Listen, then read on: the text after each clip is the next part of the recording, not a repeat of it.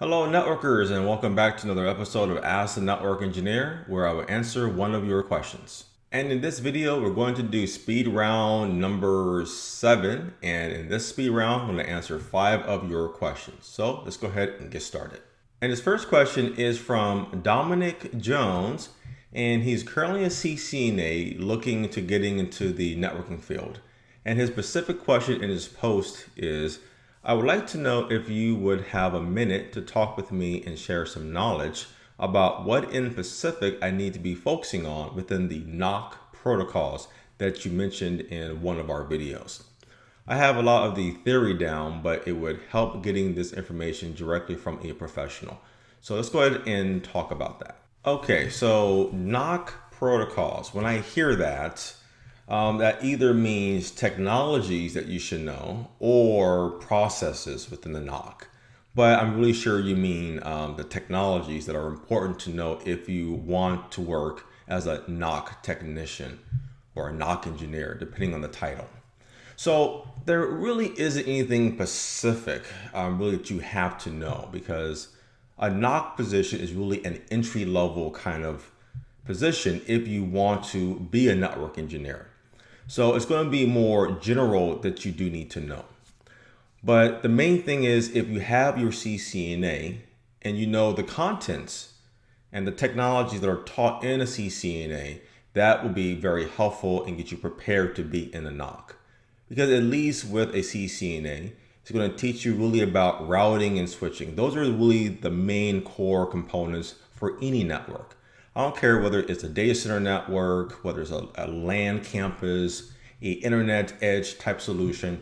Everything revolves. Everything is centered around routing and switching. That is the core of every network, and you have to know that extremely well.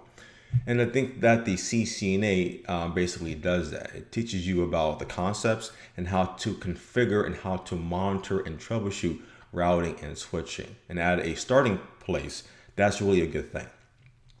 Now, really the main thing to understand about a NOC position is that, yes, understanding the technologies is important, but what's really important is knowing how to troubleshoot. That's really the main thing, really, because when you're in a NOC, you're not doing a lot of configuration. Okay, you may do a little bit of configuration, but most of your job is going to evolve around supporting customers that are calling in. They have issues with their equipment or the network that their network is a part of. So knowing how to troubleshoot is extremely, extremely important. And the weird thing is that I noticed this. There really isn't any training out there for how to troubleshoot, strategies for troubleshooting. That doesn't really exist. That really happens really on the job and when you have experience. You kind of pick up how things usually work, how things usually break. And that kind of gave us really an idea here at RouteHub that we should start actually considering doing a network troubleshooting training series of sharing some of the things to look at, things to keep in mind for how to troubleshoot. Because I think that's very, very valuable. A lot of engineers do not know how to troubleshoot. And I think that's something that can be very good if you are definitely looking to getting into the IT field. So in a nutshell, if you want to get into the NOC and you want to learn about specific NOC protocols, just focus on getting your CCNA and really, really learning the technologies and the concepts that are covered in the CCNA and getting hands-on, doing some labs related to the CCNA. That would be very, very helpful. But also, I think look for troubleshooting ideas and troubleshooting steps for how do you troubleshoot an issue, because I think that would be very, very valuable. And question number 2 is from Cisco user, and he asks, this is my first time looking at your video. Welcome. And I must say that you're freaking awesome and a calm guy. I appreciate the kind words. So I have a question. Can you let me know what gears or equipment do you use to record the videos for Ask the Network Engineer? So the equipment that I use is nothing fancy, to be honest with you. So I'm a Mac user. So on my iMac, I have an external camera. It is a Logitech HD 1080p camera because the built-in camera on the iMac is not good at all. Very, very poor quality. Now, in terms of lighting, I do have like two photo studio kind of lighting things, which is basically a big umbrella with light flashing that's given the proper lighting for the scene. And it's very affordable, and this is basically what it looks like, if I can find the right picture. So here it is. And that's it. That's what I do for the videos on this channel right now. Question number 3 is from Yushi, and he asks, "Hi Michael, can you please tell me what certificates you currently have, if that's okay with you?" Sure, no problem at all. So I currently have a CCNA, a CCNP, and a CCIE. But when I advertise to the world or to professionals on my resume or anything like that, I advertise my highest achievement, which is my CCIE. It's also a rule of thumb to try to do that. When you have a lot of certifications, you want to put your higher ones basically as part of your signature or how you advertise it to yourself or with other people, I mean. And the same thing goes for running, which I don't think I mentioned this in another video though, but I finished my marathon, by the way, months ago. And so I run a lot of different races. So I run like 5K races, which is like 3 miles. I've run a lot of 10K races, which is basically 6 miles, 6.22 miles. I've done a lot of half marathons, which is 13.1 miles. And I have completed a marathon, 26.2 miles. So my car, I have a sticker on my car, and I have a 26.2 sticker on my car. So I don't need to put a 13.1, a 5K or 10K sticker on my car, because you only should put your highest achievement on your car or on your signature, things like that. So I just want to bring that up though, just to kind of illustrate that point. There's nothing wrong if you do want to list all your certifications. There's nothing wrong with that. I have a lot of friends that do that, okay? But employers look at that and go, why are they listing everything? When really we're just looking at this. It comes off for them kind of silly. Like, why are they doing that? And I tell them, I'm like, well, they're just showing you what they have accomplished. Okay, they're proud about that. They studied hard for those certifications. So I defend people like that though. But general, just try to put your highest achievement on your resume. And question number 4 came in through LinkedIn. And he asked, "I'm a fan of Ask the Network Engineer. Thank you very much." He has a question. "The company that I currently work for does not want to invest in a second Nexus 5000 switch for redundancy purposes. Can I use any Layer 3 switch with the current Nexus 5000 and implement virtual port channels? Or is there any other solution I can use?" Yes, I love this kind of question. Okay, short answer, you cannot. Virtual port channel is a Cisco Nexus feature. So if you do not know what virtual port channels are, for my audience here, it basically allows you to imagine one switch that has a port channel. Now, usually a port channel means you have 1, 2, 3, or 4 interfaces that are plugged into another device, and they're kind of bundled together, kind of creating like a big fat aggregated interface, meaning more bandwidth, but really is load balancing across those interfaces, depending on the hash that is actually set up, okay? Well, virtual port channel allows something more interesting, okay? And this actually kind of takes what is currently exists in the Cisco Catalyst world with the Cisco Catalyst and VSS.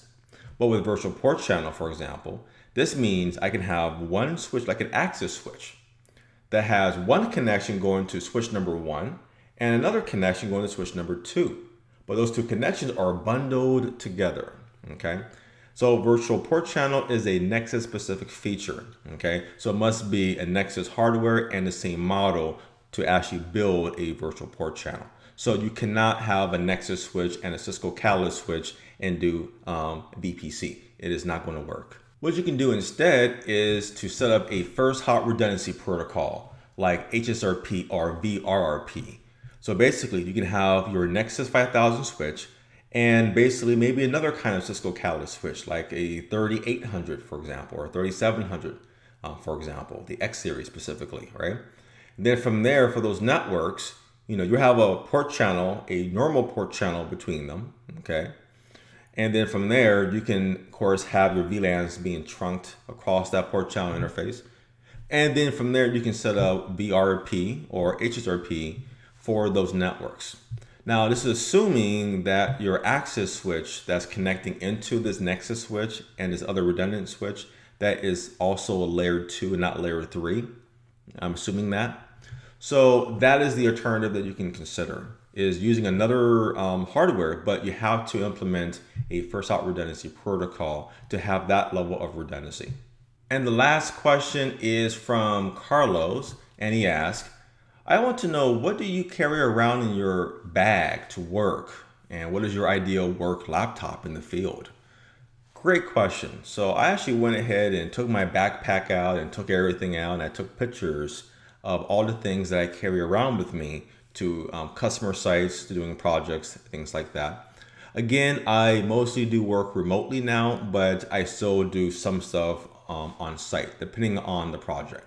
So let me go ahead and show you guys what's in my backpack. The main thing that I carry with me, of course, is my laptop, and here's what it is right now. So this is a MacBook. So I like it because it's very light and very thin, but it does lack with flexibility. It doesn't have any direct USB ports. What you see on the far left there, that white cable, that plugs into a USB-C port, a compact port. So that means that I must have like a different kind of a adapter to connect to different devices or things like that. On my laptop itself, I have, it's running Mac OS 10, but it's also running a virtualized Windows system on there for different kind of things like Visio, as I mentioned before. I also have other programs like, besides email and Office, I have Secure CRT, which is one of my favorite programs that I use to console into equipment and Telnet and SSH. And of course, other default programs that are available on the Mac. Another thing that I have is this thing here, which is extremely important for any network engineer. If you do not have this, then you need to get one now. So this is basically a console cable that is used to basically console into a device. So that blue cable is a rollover cable. This is specifically a Cisco cable that has an RJ45 in, and the other end is a DB9 port, and this is a rollover cable.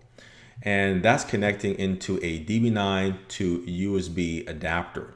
So basically the USB port plugs into my laptop, and then of course the RJ45 in plugs into a console port on a network device like a Cisco router or a Cisco switch. This is another console cable that I bring with me, and this is more applicable for newer hardware. Now this here is a micro USB to a big head type USB port here. And again, this that big head of the USB plugs into my laptop, and the micro USB plugs into a micro USB console port on particular hardware, like the 3750 series, the X series, for example. I also carry around with me other miscellaneous adapters because it's good to have them than not have them. I also have this kind of thing, which is another console cable, a DB9 to a DB9 kind of cable for older hardware to console into equipment. So again, that is also in my bag if I need it. This is another kind of console cable, but this is for an iPad. So I sometimes bring my iPad with me. So for the connector on the left there with the appropriate adapter, that plugs directly into my iPad. And of course the RJ45 in on the right there plugs into a console port. Another thing in my laptop bag, in my backpack is a crossover cable. Boy, oh boy, you never know what you may need a crossover cable. Like I may need to connect my laptop directly into a router port, for example. That has happened too many times for whatever reason. You can't even imagine what could be possible. Another thing that I have with me in my backpack is a travel Ethernet cable. So basically it's tangle free, and I can just basically pull it out and plug into my laptop and put it into a wired port and get things done. Another thing that I have in my backpack is this little thing. It's like a travel access point. So in some cases, what happens is I can actually have this device plugged into the wall, have an Ethernet cable plugged into that RJ45 port that you see there, like on the far left of that device at the bottom, and the other end plugs directly into the customer's network. And then this access point can get an IP dynamically, and my laptop is already set up for that wireless network. So it will connect to it automatically, and ta-da, I have access to their network through wireless, but through the wired network to the customer's network. So that is very, very good. Another thing that is very important is a USB drive, a flash drive. I may need to basically copy a lot of files from a customer's computer, diagrams, spreadsheets, things like that. So it's actually quicker just to plug it into their system, copy the files, and there it is, we're good to go. Basically SneakerNet, as we call it. So it's good to definitely have one in your bag. I have this little thing here, which I like a whole lot. I got this from Cisco Networkers, which is a conference which happens every year. And this little thing does, if you pull those tops off, is a screwdriver. It's basically a plus and minus screwdriver that I use a lot to do various racking. I also have a tape measurer, and I have used this a couple of times to measure certain things. So this is another thing to have in your bag just in case if you need to measure something. Another thing that I carry with me, not all the time, but for specific projects, is basically this cable tester kit that I have by Landscaper. Landscaper. Make sure I said that right. And this is really a good thing because it does really a couple of things. One, it can actually confirm and test the Ethernet cable is wired correctly. So what I can do is I can take one of the number blocks you see there, like on the left, or sorry, on the right, plug it into one port, get my Landscaper primary unit, and it can test all the wire pairs to make sure that they're all good and working. So I do that a lot if there's complaints of packet drops, there's issues, and if we're not seeing that on the network itself. It also has a tone tracer, which means, for example, if you've seen some data centers, which is probably common in maybe your data center, there's a big spaghetti mess of cables. So sometimes you're trying to trace where one cable is plugged into. So what I can do is I can take one of these number blocks, plug it into one end, and then I can use that tone tracer there and locate the specific cable that I'm looking for and kind of trace it back and see what port is connected to. And of course, this is the backpack that I've been using since forever. Now it's tearing apart, so I need to get a new laptop bag, but I like this one because it's very big, it's very sturdy, it can hold a lot of things. So this is what my backpack looks like. And of course, I also have my notebook and pencil, pen, and a spare just in case. So those are some of the things that I carry with me in my backpack on site to customer locations. And we are done with this episode. So thank you very much for the great questions. And always, I want to hear from the rest of you guys. So you have any questions about being a network engineer or anything in the networking or IT field, post your questions below in the comments and your question will come up in a future episode on this channel. So thank you for watching this video. Please subscribe to our channel. That would mean a lot. And also support us and check out our training at routehub.net. And until next time, keep networking.